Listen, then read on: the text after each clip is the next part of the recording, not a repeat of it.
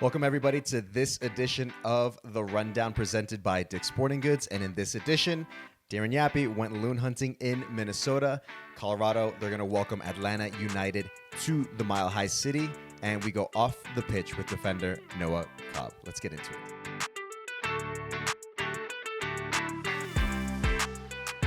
Welcome, everybody, to another edition of the Colorado Rapids podcast and this week's edition of The Rundown presented by Dick's Sporting Goods. I am your host, Mike Ravolo, alongside my good friend and resident Rapids legend, Drew Moore. Drewby, how we doing, man? It's a Monday morning, a slightly more brisk Monday morning, might I say? I was just going to say, hot take, like the days will still get very hot, right? It'll still feel like summer through August, sure. But this is the time of year where the nighttime, the mornings get a little bit cooler. And this morning I stepped out and it felt just a touch of fall in the air. And I love summer. I don't want to wish summer away. No. I love summer, but it felt like a little bit of fall in the air. And I know it's only August 11th, but it does get me excited because this is the time of year where matches become just, that much more edgy, that much more important. And that started yesterday with a victory, with 3 points on the road. The matches just, they're a little bit bigger. They're a little bit, they seem to mean a little bit more, even though they still mean the same. But I'm super excited. Right? Well, this is a great time of year. It's the home stretch, Drew. We're at that point of the season now where every single game, every single point matters. Mm-hmm. We're going to get into all that, all the details with the match you're referring to at Minnesota United with the Colorado Rapids. But yeah, I'm with you. I've started to notice that it is a little more brisk. Mm-hmm. And I kind of like it. I do like a good fall here in Colorado. It beats fall in back home. I love being back home in Virginia, but I can't stand the humidity, man. I never got used to that as long as I was there. No, so it definitely beats the fall in Texas. I'll tell you that. We don't even have a fall there. So nice change of pace with the weather as we're slowly starting to notice. Before we get to the Minnesota match, let's get straight into it. Sorry, I'm all over the place. It was so much fun. It is very much a Monday. It is very much a Monday right now. So, Drew, let's get into the match that you just referenced here. That was Minnesota United versus Colorado Rapids. That just happened last night on Sunday Night Soccer. And this is the first matchup, if I recall, that between Minnesota United and the Rapids this season. So, Drew, to get started here with the highlights, Minnesota with a shot from distance. Zach is big on the moment. Yeah, it just gets behind it. Pereira had a couple early shots in the first half, but nothing that troubled Zach Steffen too much. He's, like I said, he stands up big here and just parries that out of danger. No rebounds given up there. And Drew, here the Rapids would respond with a chance of their own. You can see here with the transition play as they're going, Hoffa looking to take advantage of the shot, but it's saved. It's just a sign of things to come in transition for the Rapids. I think Hoffa just kind of gets caught between two minds. Will Trapp does well with it. You expect Hoffa to bury that, but like I said, it was just a great sign of things to come in the second half for the Rapids. Now here, Drew, this is an excellent ball by Sam Vines into space. And they didn't take advantage of the last chance, but this one here, Darren Yappy took full advantage. Just a convincing, confident finish from Darren Yappy, and we know how good he is in open space. Fantastic ball from Sam Vines, and this is what you expect to see from Darren Yappy. He's drifting off of the center back's shoulders, right, and kind of that half space, and he gets that stride opened up, and just how convincing is this finish? It's absolutely fantastic. And you want to talk about efficient. You want to talk about what the Rapids want to do in transition. This is exactly it. This second goal from Darren Yappy. Look at the runs from Calvin Harris and Reggie Cannon to open up the space for Darren Yappy. The pass from Hoffa Navajo, the first touch from Yappy, and the finish. This had absolutely everything in it that we're going to see it probably 3 or 4 times here, and I'm going to love every single second of it. It's just so efficient. It's so fast. It's exactly what Minnesota want to do to teams. And if the Rapids can do this, several times a game here in the final 8 games of this season and be this efficient and this deadly in transition, they're going to score goals. They're going to win games. So pumped for that man right there, Darren Yappy. What a performance. What a performance on the road where they had to suffer a little bit at the end, but you have to do that to get 3 points on the road. I was loving it from my couch. Drew really loved those highlights. Production, can we roll those back for Drew, just so we can watch those back again? I didn't let you get a word in, did I, Mike? Sorry. No, I'm not. I'm on the same boat as you, Drew, because I was thrilled with that result that the Rapids were able to earn all 3 points, 2-1 win against Minnesota United. Going through the match stats here real quick, Drew. Minnesota had 22 shots on the night versus 12 for the Rapids, 10 shots on goal for the Loons, 5 for the Rapids, 13 corners for Minnesota United, 4 for the Rapids, and possession. This played favorably for the Rapids, I would say, Drew, and quite the opposite for Minnesota. Not just the result, but just because in terms of how they play.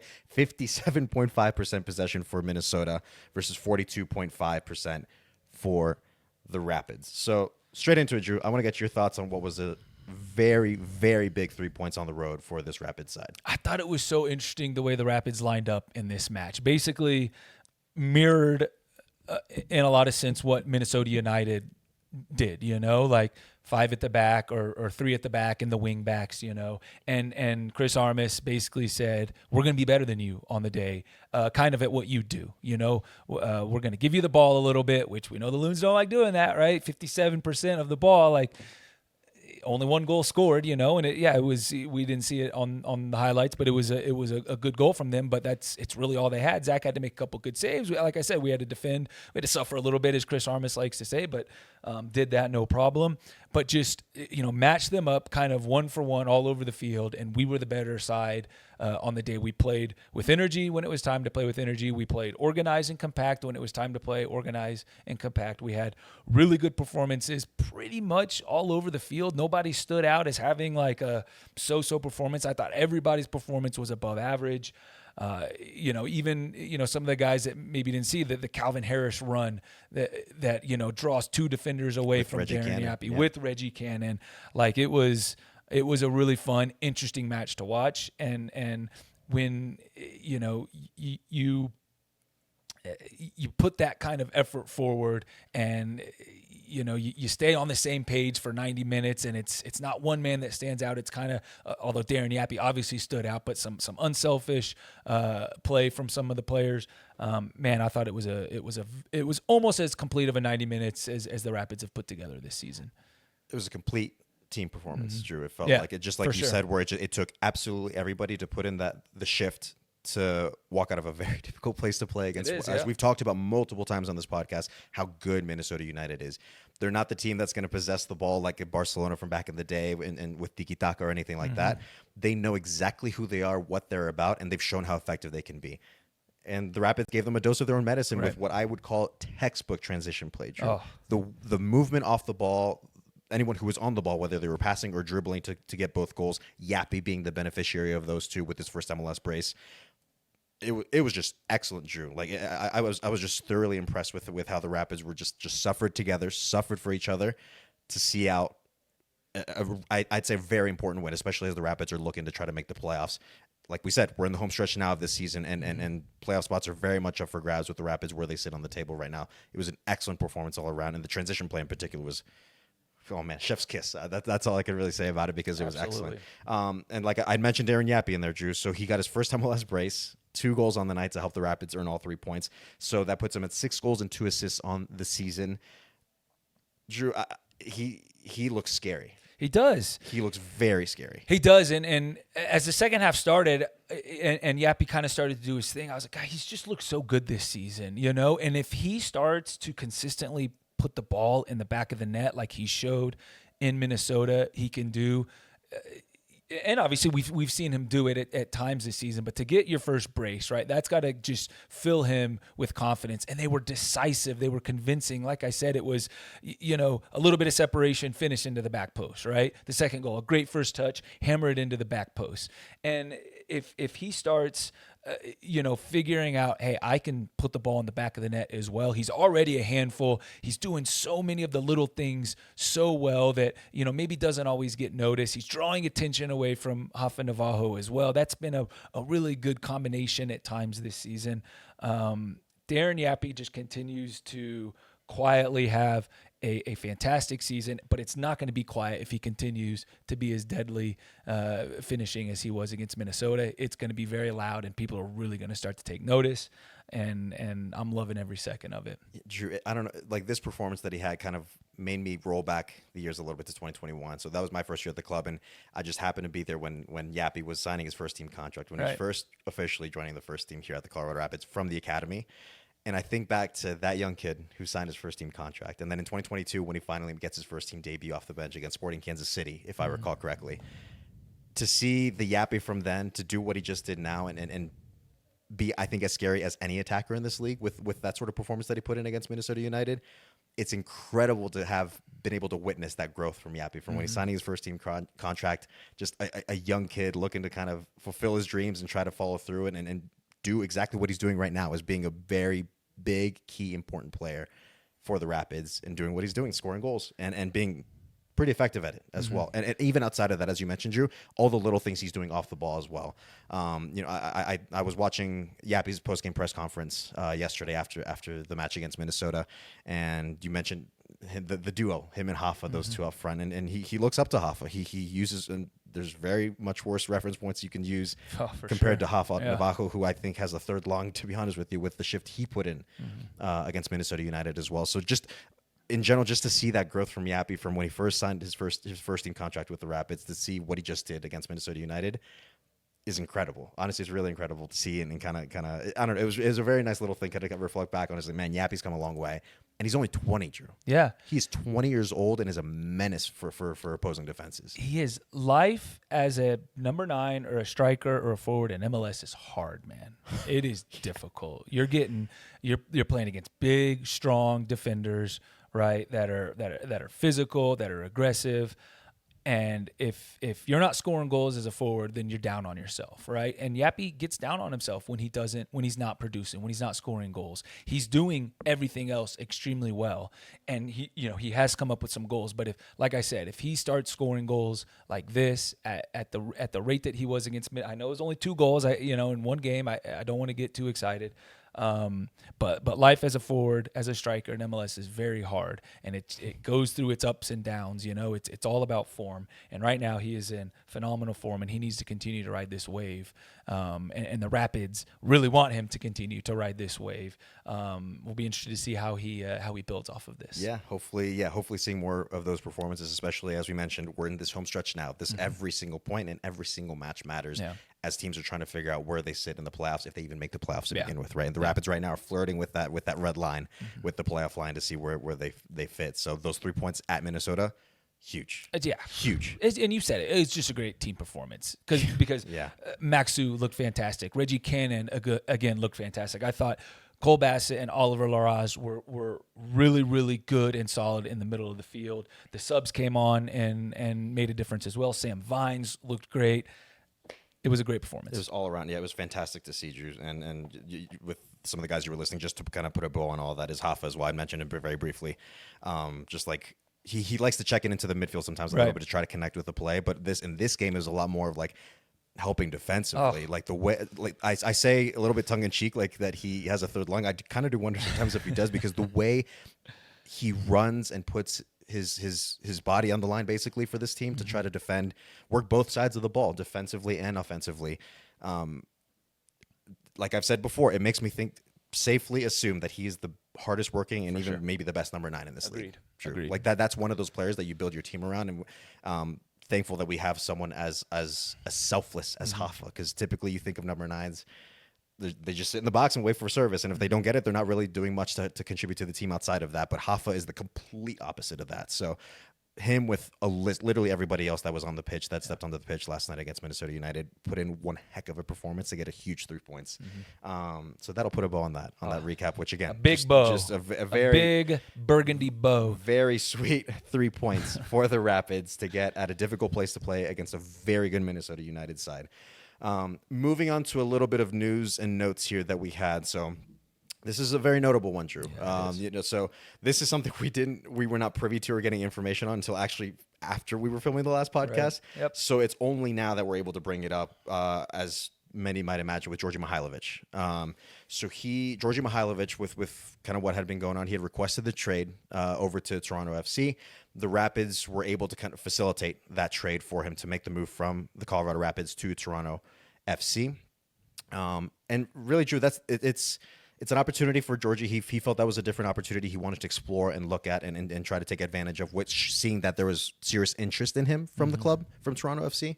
And all you can do is you wish him the very best, Drew, because you look back at the past 18 months, with everything that he's done. I mean, I think you really can't say enough about Georgie in terms of what he's done in his time here at the club with the Colorado Rapids. I think to Leagues Cup 2024, I think of some of the memorable moments and assists that he provided on the pitch, even just funny moments, interactions that we have off the pitch when we get to talk to him and interact with him.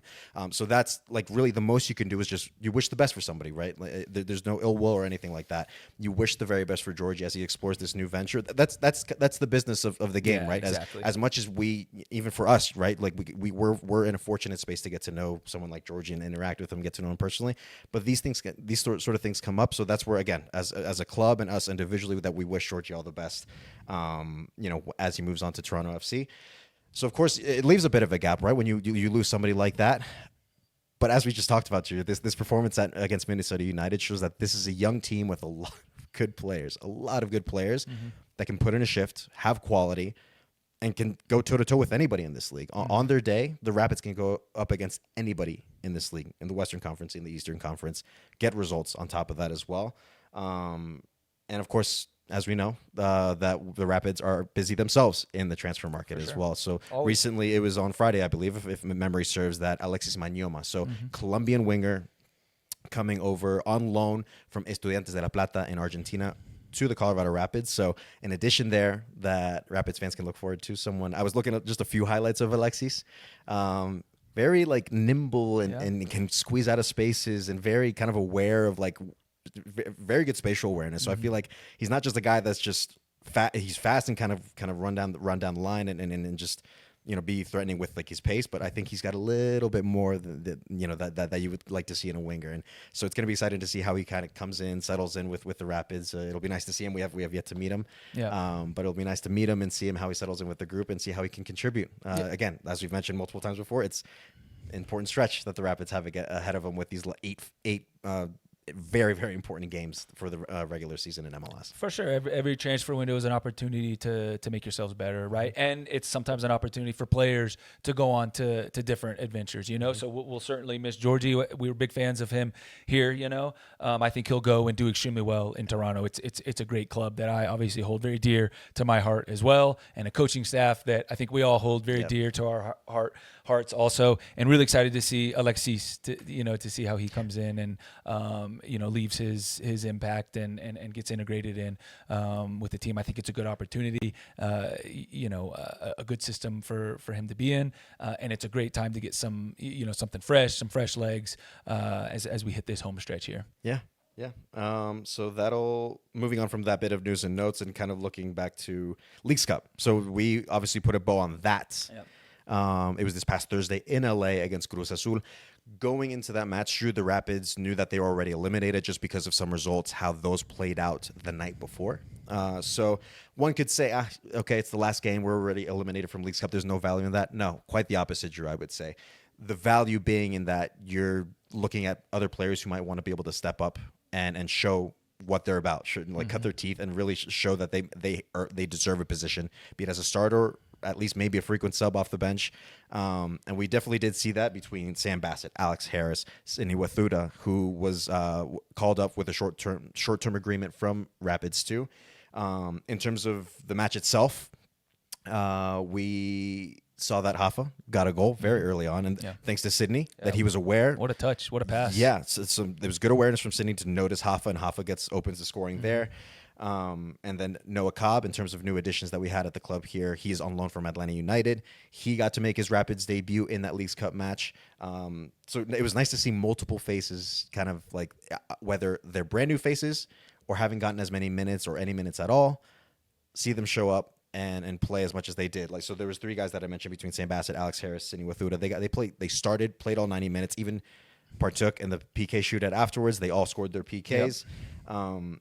In the end, with how that played out, the Rapids, they eventually lose in the penalty shootout against Cruz Azul. But for me, I think there was still a lot of positives to take away from that match, Drew, if you're the Rapids. I think almost all positives, right? Against a very high-level side in Cruz Azul, who put out a very strong side a scary side themselves. And, regardless of whether both teams were eliminated or not, it was a really good match. And I thought it was a wonderful glimpse into, maybe some of the players we can see here hopefully see in the coming seasons here for the Rapids, and maybe for the rest of this year. You never know, right?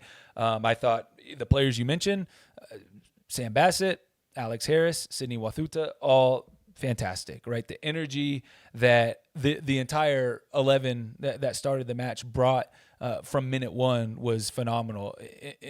Considering this was a match that we knew we were eliminated from the competition going into it. But I thought everybody that stepped on the field, and the formation changed a little bit, and there were some tweaks and adjustments in the second half as the match went on. But to play toe-to-toe against a side like Cruz Azul and the players that they had on the field, with some of our younger players that, like I said, have maybe made an impact for the second team, that, train a lot with the first team. Sidney Wathuta has been fantastic for the second team. And when he comes up to train with the first team, he looks the part. Alex Harris showed his quickness and his strength and his ability to, kind of wriggle around and get into good spots. And when he has a good head of steam, he's hard to catch, Sam Bassett obviously was very solid, and we've seen more of him. But I thought it was just such a good, positive performance from some of our young players with a lot of energy. Nico Hansen again made some fantastic saves. Like we've talked about him so much in these last couple of months, and he deserves every bit of it, and he deserves another mention for the performance that he put out there. Man, considering a game that really didn't have much, on the line in terms of just result, the energy and the level that we saw from the guys in Burgundy was although they weren't wearing Burgundy, were they?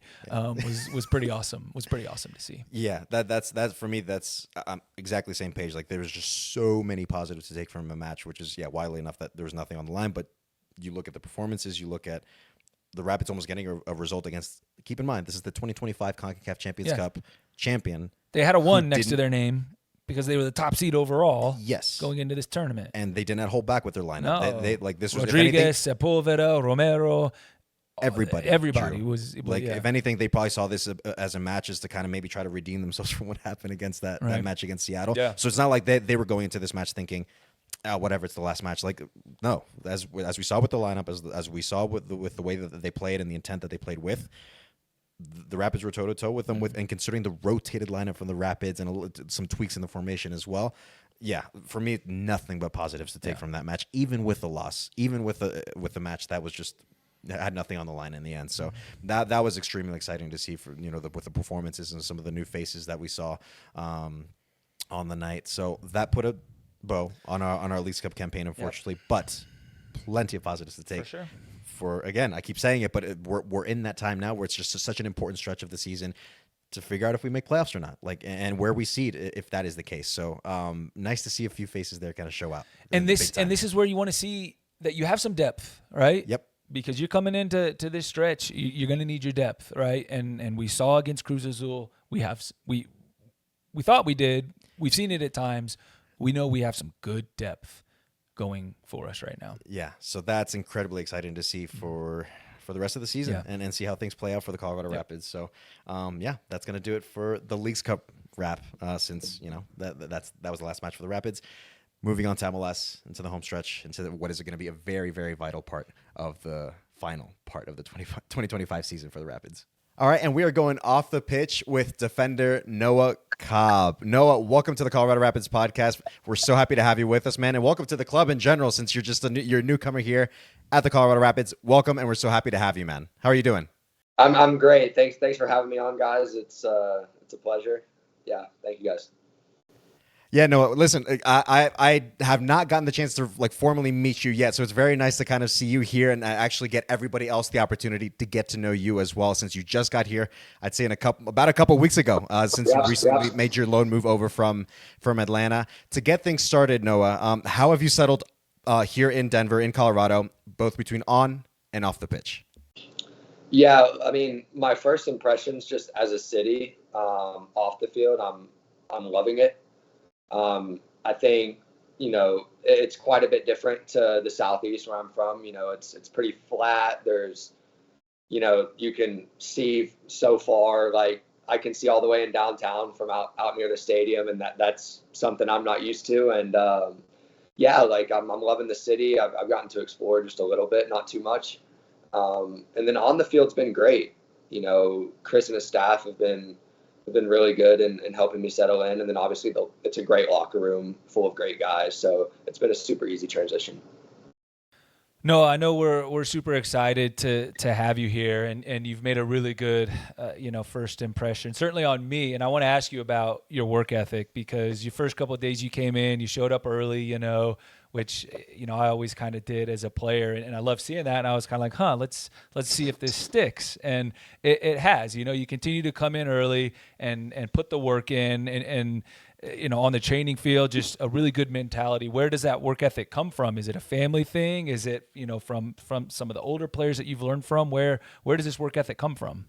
Yeah, I think it's a bit of a family thing. I think it's hard to pinpoint one thing of kind of where it comes from. I think honestly, it was just kind of taught to me through my parents. Now that I'm older, looking back, I didn't realize it in the moment, but I think a lot of it has to do with my parents and them teaching me, you only, they always told me play every time you step on the field, someone's watching. So yeah, I think just kind of that little saying has kind of been how I was taught. And I think also it comes from, obviously I spent the vast majority of my youth career in Atlanta. And I think just there, it was, I was never really, I had to work for everything. So I think just that mentality of nothing's going to be handed to you. And I think that's where it comes from. And I think it served me well. And I think I would like to think that it's one of my better attributes as a player, something that, is something that I can control as well.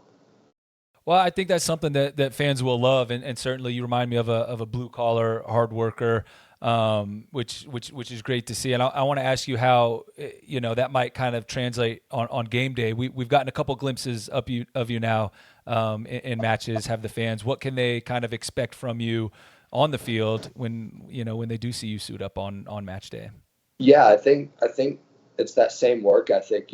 Every time I step on the field, the only thing I'm concerned with is how can I help the team win today? That's the only thing I'm concerned with. I know if I'm focused on, individual performance and that stuff, then if I'm at my best, then that helps the team be at its best. And I think, just like I said before, work ethic and mentality is something that you can control. So that's one of the things I really try to focus on, because I know that there's so few things in this game that you can control, and those are a couple of them. So those are just two things that on game day I really focus and hone in on those things, because I know that can help the team. Noah, you're only 20 years old. You're a young man with hopefully a very long career ahead of him still. What are some of the short and long-term goals that you have set for yourself with, like I said, hopefully what is a long career that you have ahead of you? Yeah, I mean, obviously in the short term, thinking about this year, as a team, we're focused on getting in the playoffs, and I think, last night was huge. Especially because, a couple of the teams around us have played less games, and a couple of I know San Jose won, Dallas won, I'm pretty sure. So I think that winning that game was huge. And I think when you look at these games that we have coming up, it's 8 finals. Every game's a final, and I think getting into that playoffs, and then obviously anything can happen once you're there. So I think short-term goal is just climbing that table, and once you get in the playoffs, just making some magic happen. It's about getting hot at the right time. You see it in soccer, you see it in March Madness. You see it all the time. Teams get hot at the right time. And then long term, I want to play for the national team. I want to play in the biggest games. So yeah. So Noah, when I got traded here to the Rapids back in 2009, were you even alive yet? I was 4. Okay, thank you for letting me know. But yeah, I got traded here from my hometown team, FC Dallas, kind of out of the blue in 2009. And within about a month, we actually returned to Dallas to play. And it was, emotionally a little bit, meant more to me personally. We have Atlanta United coming to town this weekend. Your hometown club, the team that you're currently on loan from, and I know, it's a bit nebulous whether or not you'll at this point at least whether you'll be available, just because of the loan deal. But where is your right now on a Monday, kind of your headspace with just thinking about that right now? Yeah, I mean, obviously Atlanta helped me get my career started, and it's where I developed as a player, but right now I'm a Colorado Rapids player, and if we can beat them 6-0, let's do it. That's where my head's at. I mean, I want to win the game by as many goals as possible because that's what the team needs, and that's where my focus is. I love that. I love hearing that, and I think that's where that's the same way I felt. I wasn't on loan when I got here, but we went back, and I wanted to, every time I played for. Against a former team, I wanted to win. Yeah, I wanted to win 7-0, but 6. Yeah, that'd be cool too. But let's go with a fun one here to finish things. Noah, you've been awesome, just as I would have expected. You and I were joking a little bit your first couple of days about the weather here. Obviously, it's a little bit cooler than what you're used to in Atlanta. The humidity is a little different. The altitude is a little bit different. How have you adjusted? What have you noticed in terms of the weather and the altitude? Because it's not easy, is it? Nah, the altitude's a bit of a killer. So I flew in on a Sunday, and it was so we played the Leagues Cup that Thursday. I think I flew in the Sunday previous, and I did like an individual session on Monday, and I couldn't breathe in warm-ups. It was pretty tough. So the altitude's been a bit of an adjustment. I think I'm finally starting to turn a corner there. But the weather has honestly been such a relief. It's like 75, 80. It gets pretty hot later in the day, but at least morning time is pretty calm. Training time is pretty calm, and it's not humid. It's dry, which I think is better. So yeah, the weather has been, and that's one of my first impressions that I've been talking to people about is just how amazing the weather is here. And I mean, I think I'm playing some golf tomorrow with some of the guys, so we'll see how the altitude affects my golf ball. That's one thing I'm interested to see. Oh, you'll feel like Tiger Woods.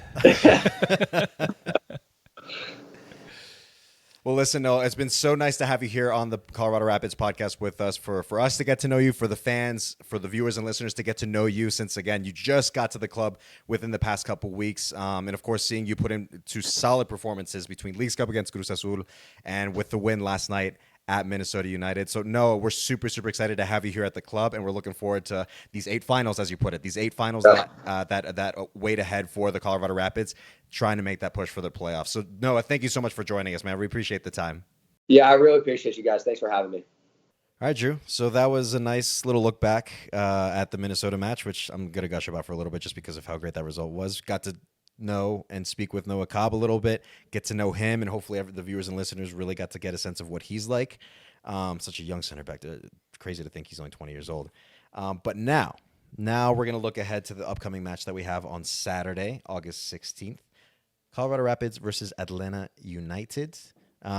This is the first time since 2023, I believe. We don't see them very often. Yeah, them being in the East.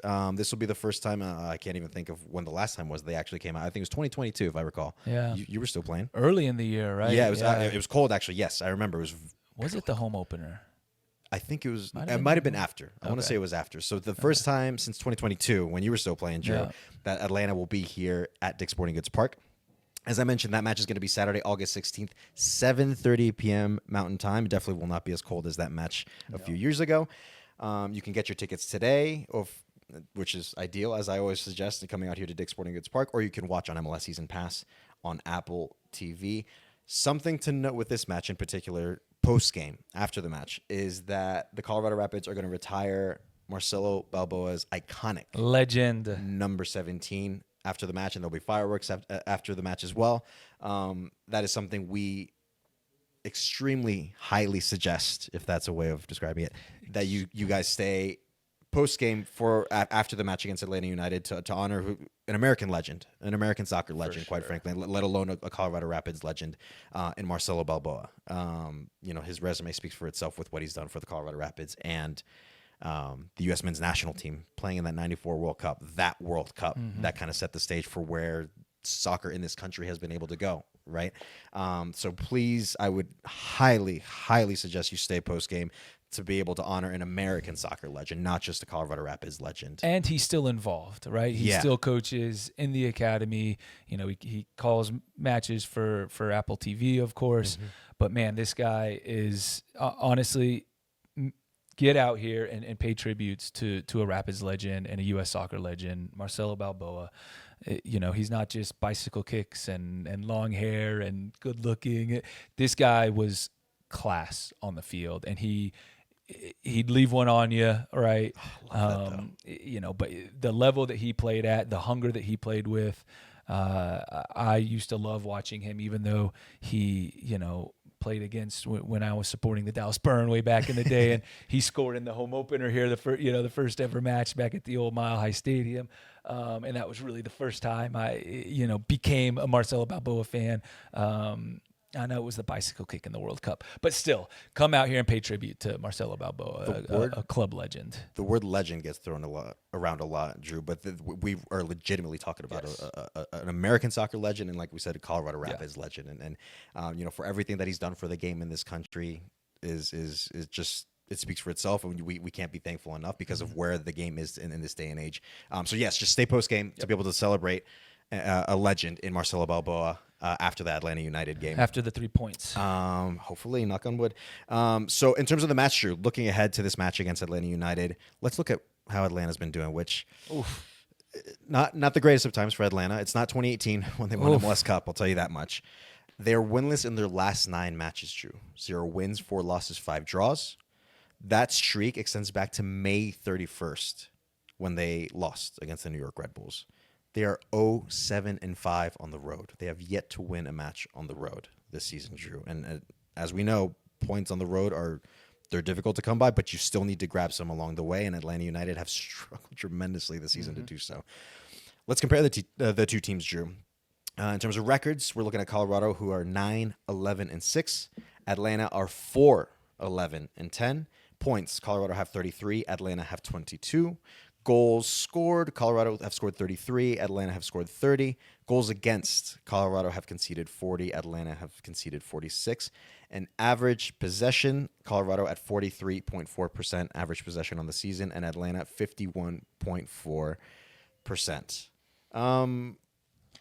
Drew, like I said, this is not the 2018 Atlanta that went on to win MLS Cup. They have Miguel Almiron, but this isn't the same Miguel Almiron, if you will, from back in the day, who was him and Joseph Martinez were absolute menacing duo in the league.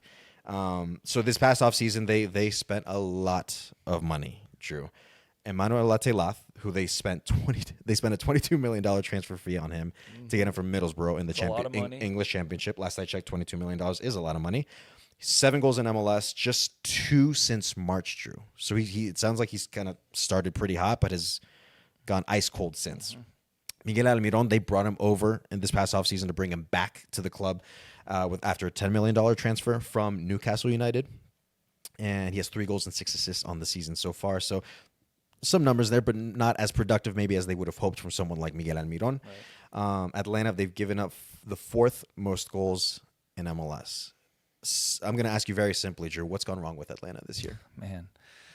Well, I think, listen, we don't see Atlanta very often, right? But MLS makes sure we know everything that's going on with them, which is understandable because of some of the players they bring in, but they haven't hit yet, right? And I don't know if it's, the way that, their coach, Ronnie Dyla, sorry, I know it's Monday. Been around. It is. Wants them to play, which is a bit more probably of a possession game, and I think they have the players that can do that. But you think about Almiron in his prime; he's a runner, right? Emmanuel Latelaz, he's known for his speed and his pace and his ability to get in behind. And I'm not sure that that's how Atlanta want to play with their system, and they're giving up too many goals. I think their back line has been a little bit of a carousel and a merry-go-round, right? A lot of different players. But they can score goals, but they struggle to defend, and Brad Guzan is obviously still there, right? Death, taxes, Brad Guzan. It just never ends in Atlanta, does it?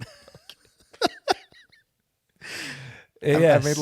I made Drew laugh a little more than usual. Yeah. I take pride in that. I still picture him trying to dig himself out of the net in Miami, like a bear in a trap. And I love Brad Guzan. I've spent a lot of time with him. He's a good pro. Yeah, he's been an excellent pro. But Atlanta is a team right now that are very vulnerable, and they're giving up too many goals. And I think winless in 9. We'll get into the match preview here, but this is a very good opportunity for the Rapids. Yes, especially here at home at altitude, where it's always a struggle for teams that don't come here, let alone the ones that don't come here often, like Atlanta United. And you look at a Rapid side that has some momentum right now, coming off a very important and big win at Minnesota United. They're going to want to build on that, like I said, especially here at home in front of the Rapids fans. They still have the talent. That's the thing. That's the thing. That's the thing that sticks out to me. All that being said, they have a lot of talent. Yeah. They spend a lot of money on it. Like at any given moment, if you're switched off or not fully tuned into the match, they can punish you. Mm-hmm. They are very capable of punishing you. In terms of speaking of players that they have, one guy I wanted to note as someone that the Rapids are going to have to really keep an eye out on and probably shut down the rest of the Atlanta team is Alexei Miranchuk. Yep. So the Russian playmaker who he can play a ball, man. He for me, he's kind of the brain of the team. Like the possession and the play runs through Miranchuk in terms of how this Atlanta United side wants to play with this possession-based style of football that they've been trying to implement. While it hasn't been entirely successful this season, as we've seen, again, it's the fact that this guy can just pick out a pass, is as talented and as intelligent as he is. The Rapids have to be super mindful of him whenever he's on the ball. Even if he does get on the ball, just limit the amount of time that or his opportunities, close down spaces, limit those spaces that he can play into or in between the lines, and just force him to play either like east-west or play back to his defenders or goalkeeper. You do that in Atlanta United as if they weren't struggling enough already. If you can kind of limit what Alexei Miranchuk is able to do, how much he's able to influence Atlanta United's play, the Rapids will at least put themselves in a good position to hopefully earn all 3 points here at home. And he and I like that shout. He is probably the one that pulls the strings, even with some of that other talent around him. And if you give him time and space at the top of the box, he can bury a shot. He scored a couple of worldies with his left foot. Mm-hmm. So I like that shout from you, Mike. I'm gonna go from the Rapids side. I'm gonna ride this wave. I'm going to jump on the Yappy train. Yappy hour. Let's hope it's Yappy hour again on Saturday. I want to see, obviously, just in general, I love what Yappy's done this season. I want to see if he can follow up what he did in Minnesota with another great performance against Atlanta. Can he score again? Can he find the back of the net? Can he continue to elevate his game, to gain confidence, to be a menace, as you said, a handful for an Atlanta backside that back line that asks itself. It's Monday. Yeah. I gotta get my tongue out of the way if I want to talk. Don't worry, I have no room to speak because I've been very guilty of that in the past. Atlanta on the backside. An Atlanta back line that is asking a lot of questions of itself. There it is. Can Darren Yappy take advantage of that, right? Can he combine with Hafa Navajo? We don't know who's going to play yet, obviously. I know I always say that. But I want to see how Darren Yappy follows up his performance in Minnesota against Atlanta with a lot of star power and big money names on the field. I want to see Darren Yappy shine. Yeah, for sure. It would be nice to see Atlanta kind of quicken their boots and be like, oh man, it's Yappy hour. Mm-hmm. Even for them to realize it's Yappy hour. Yep. Again, coming off that huge performance in the 2 goals is for Summerless Brace against Minnesota United. So those are a couple players that we picked out on either side of this matchup, Drew. But I want to get your general key to the match. What do the Rapids need to do to follow up on a good Minnesota United performance and earn all 3 points here at Dick's Sporting Goods Park? Well, we've spoken a lot about Atlanta struggling, and they're struggling right now to get wins, to keep other teams from scoring goals. I don't care about that. I don't care about who Atlanta puts on the field. I don't care about their form. I don't care about their tactics. I don't care about their formation. I want to see the Rapids impose themselves on this Atlanta United side and be exactly who you plan on being on the day. And hopefully that's a squad, once again, with a lot of energy that, defends on the front foot, that, if you have to sit a little bit deeper and defend compact and organized, you do that. You better be organized the whole time. But then goes out and hits a team on transition with energy and with efficiency and be deadly with your opportunities, right? Impose yourself. As you and I have talked about, Chris Little, Chris Armis, his assistant, says a lot. Earn the right to play. Earn the right to play against this Atlanta United side at home. A great opportunity against a struggling team that still has very, very good players on the field that can punish you at the drop of a hat. Impose yourselves and who you are from minute one, and everything else should take care of itself. And I think if you do that, that for me is key number one. And I want to hear what your key number one is.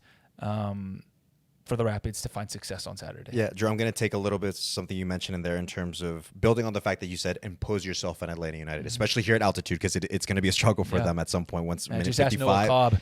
Yeah, I know. Yeah. He said he turned a corner a little bit, so he's getting there at least. But for the rest of the Atlanta United squad, minute 55, minute 60, they're going to start to feel it. But even before that, Drew, as you said, in terms of imposing themselves, when the Rapids are imposing their style of play and kind of setting the game on their terms, in the midst of that, take advantage of your chances when they come around. Be it in transition or be it if you in build a play as you work your way towards Atlanta United's goal. Just bury them early. Put them away early. If you can take advantage of an early opportunity, take advantage of it. Rafa Navajo, Darren, whoever is on the pitch, take advantage of that opportunity to put Atlanta in a hole very early. If you put one goal in, they're going to be in a very deep hole to begin with, and I'd say they're going to struggle to get out of that, and hopefully the second goal, the third goal, maybe even more can follow up, considering how leaky this Atlanta United defense has been and how aggressive the Rapids can be, especially here at home. So, as you mentioned, impose yourself on Atlanta United. Furthermore, take advantage of those chances to put Atlanta in a very difficult spot early on in the match, and you could very easily walk away with all 3 points. Again, to follow up on an impressive performance at Minnesota United. I would love an early goal. That would be awesome, But if it's not an early goal, then it doesn't matter. If it's the 60th minute, 70th minute, 80th minute, 90th minute, take advantage of your opportunities, right? They might come few and far between. There might be a lot of them, but show the efficiency that you showed last Sunday in Minnesota, and try to do it from minute one. An early goal would be amazing. But you're going to get chances in this match. If you can be efficient and ruthless with it, then you set yourself up well. Yeah, hopefully we're talking about all 3 points going to Colorado Rapids in a week's time after that match against Atlanta United. And just a reminder for everybody that for that match between the Colorado Rapids and Atlanta United, you can come out to Dick's Sporting Goods Park to watch your Burgundy Boys play against the Five Stripes on Saturday, August 16th, 7:30 p.m. Mountain Time kickoff. Like I said, get your tickets. You're better off doing that. Or you can always watch an MLS Season Pass on Apple TV. And another reminder on top of that, let's honor a U.S. soccer legend, a Colorado Rapids legend in Marcelo Balboa after the game, and a little cherry on top with fireworks in there. Everybody loves fireworks. And by the way, we're giving away some bobbleheads of Cello. Yes, the bobbleheads. How did we forget to mention that? I was able to snag one. How dare you? I was able to snag one. And there's you already have one. I have one. I do have one. I was able to snag one. But keep in mind, it's going to be for the first 2,000 fans who show up to the match. So where's your bobblehead right now? Don't worry about it. So for the first 2,000 fans who show up to the match, you will get a Marcelo Balboa bobblehead. So quite the night ahead of us here as a Colorado Rapids club, as a club, as a fan. You get to honor a U.S. soccer legend, a Colorado Rapids legend. If you get here early enough, you get a bobblehead. I have a bobblehead of you, by the way, when we did we put you in the Ring of Honor. Yeah. I was in 2023. Gallery of Honor. Gallery of Honor. Yeah. Sorry, it's Monday. Give me your bobblehead. Your cello bobblehead. We're going to have to chat afterwards and see if we just duke it out and see who walks away with it. I'll just be one of the first 2,000 fans here. Yeah. See if y'all can beat me. See if y'all can beat me to the stadium on Saturday night. And get a bobblehead before me. If you do, you get a Cello bobblehead. Well, I'll say that 10 times faster. Cello bobblehead. All right, we're going to put a wrap on that. Yeah, look, Rich and Miles are like, please. Yeah, they're telling us to wrap. This. So our thanks to our production crew, Rich and Miles, who are telling us to wrap very quickly. And, of course, to my good friend and resident Rapids legend, Drew Moore. I've been your host, Mike Ravolo. We'll see you guys in the next one.